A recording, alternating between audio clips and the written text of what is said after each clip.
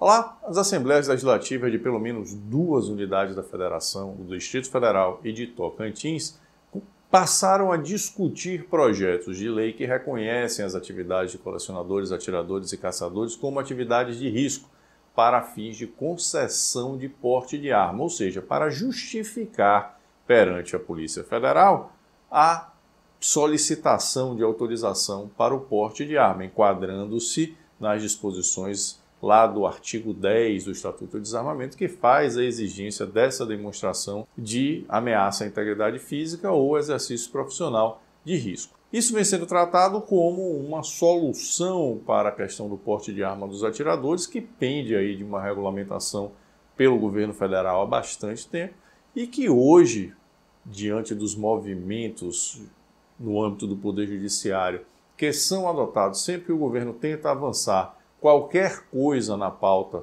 da regulamentação de armas, virou um assunto sem muita esperança de solução.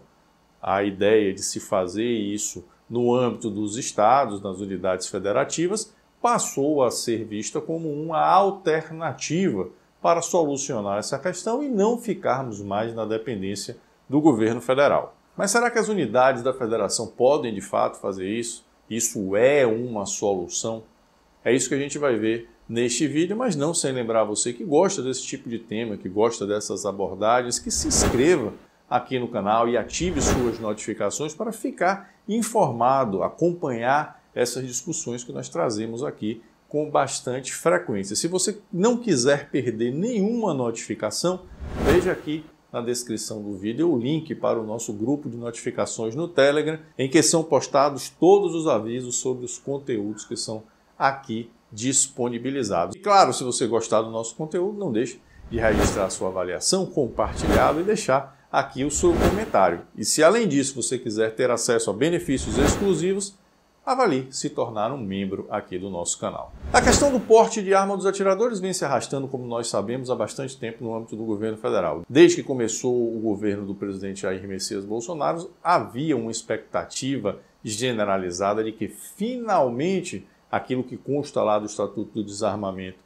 autorizando o porte de arma para os integrantes das atividades de desporto legalmente constituídas, lá no artigo 6º, inciso 9 do Estatuto do Desarmamento, fosse finalmente regulamentado e essa questão fosse resolvida. Infelizmente, isso não aconteceu, não há uma perspectiva imediata de que isso ocorra e por conta dessa letargia do governo federal nessa regulamentação, começaram a surgir iniciativas nos estados, nas unidades federativas. Primeiro, o Distrito Federal aprovou efetivamente um projeto de lei reconhecendo as atividades de colecionadores, atiradores e caçadores como atividades de risco.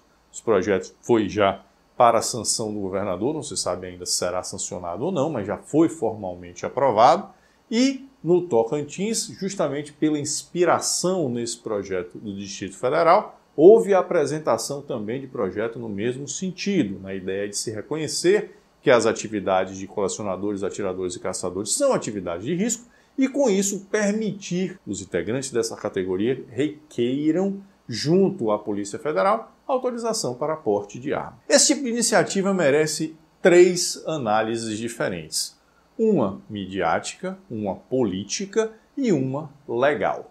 Do ponto de vista midiático, a iniciativa é sem dúvida muito boa, porque traz o assunto para a discussão ampla, traz o assunto para a mídia. Os projetos deixam lá bem claro que já existe o direito dos atiradores em transitar com armas, inclusive municiadas, quando estão nos seus deslocamentos para a prática esportiva e que essa previsão é insuficiente para garantir a segurança da categoria. Então, traz a atenção da mídia para a necessidade de se regulamentar esse assunto. Então, no âmbito midiático, isso é muito positivo. No âmbito político, nós temos também uma visão muito proveitosa. Afinal, isso começa a demonstrar que esse é um tema que nos estados, nas unidades da federação, tem apoio dos representantes da população, dos deputados eleitos. Então é um tema que, diluído nas unidades federativas, nos estados e no Distrito Federal, vai encontrar apoio.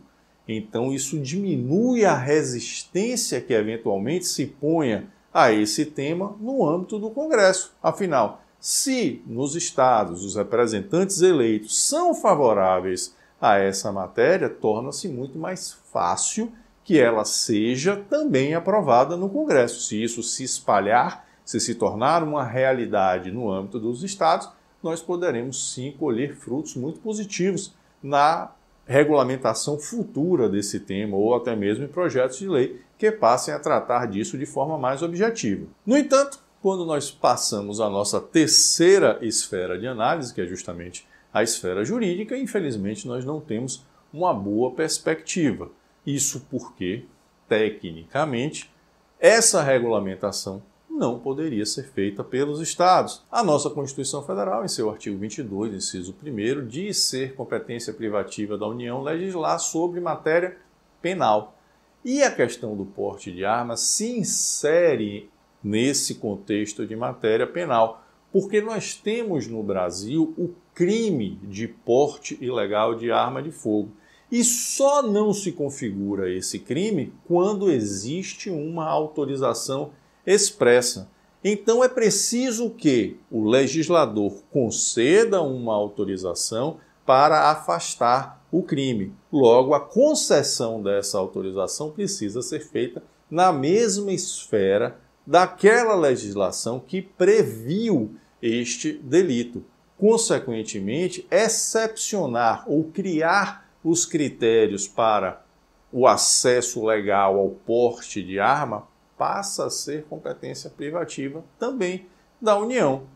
Isso significa que os estados não poderiam estabelecer esses critérios. Então, se nós formos analisar se esses textos, se esses projetos forem de fato sancionados e chegarem a ter a sua discussão constitucional, é muito provável que se reconheça a inconstitucionalidade dessas normas, como, aliás, vem sendo o histórico do Supremo Tribunal Federal sempre que analisa qualquer projeto de lei estadual em que se busca reconhecer o direito ao porte de arma a quaisquer outras categorias que não aquelas que já estão estabelecidas na lei federal. Vamos ver um julgamento do Supremo Tribunal Federal nesse sentido para ilustrar o que estamos dizendo. Ação direta de inconstitucionalidade, artigo 1º da Lei 2176 de 98, artigo 2º, inciso 18, 4º, parágrafo 4º e 11 da Lei 2990 de 2002 e artigo 5º da Lei 3190 de 2003, todas do Distrito Federal. A atribuição de porte de arma e de exercício de atividades de segurança pública a agentes de trânsito, com a correlata obrigação de fornecimento de armas de fogo pelo Departamento de Trânsito a seus agentes.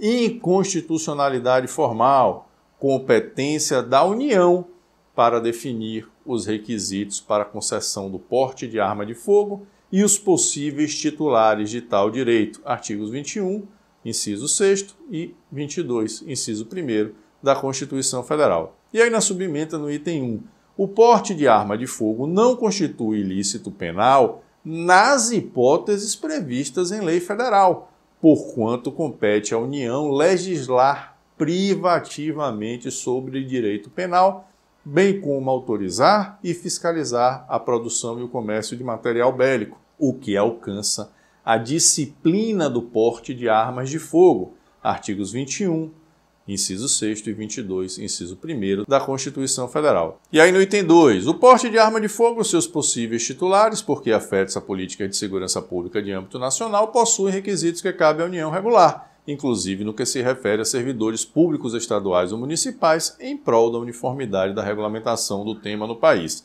E aqui, na parte dispositiva, ação direta de inconstitucionalidade conhecida e julgado procedente o pedido para declarar a inconstitucionalidade dos dispositivos da legislação do Distrito Federal que reconheciam o direito ao porte de arma a determinadas categorias.